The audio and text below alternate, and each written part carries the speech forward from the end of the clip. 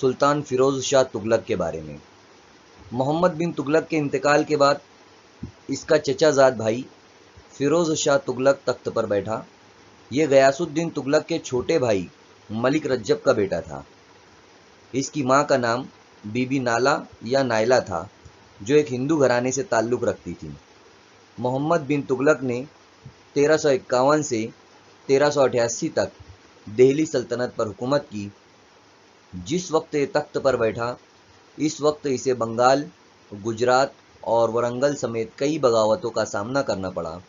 اس کے باوجود اس نے سلطنت کی تعمیر کی، نہریں، کنویں سے پانی حاصل کرنا، ہسپتالوں جیسی بنیادی باتوں پر توجہ دی۔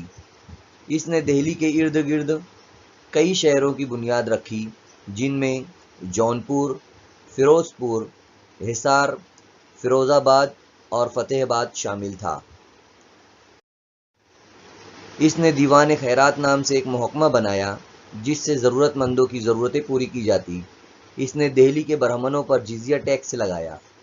اس نے میرٹھ اور کیسر آباد سے اشوک کے بنائے ہوئے 2 ستون کو دہلی لے آیا۔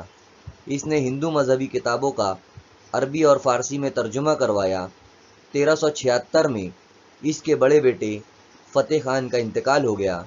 اس کے بعد اس نے اپنے چھوٹے بیٹے شہزادہ محمد کو بادشاہ بنا دیا۔ 20 ستمبر 1388 کو سلطان فیروز شاہ تغلق کا انتقال ہو گیا۔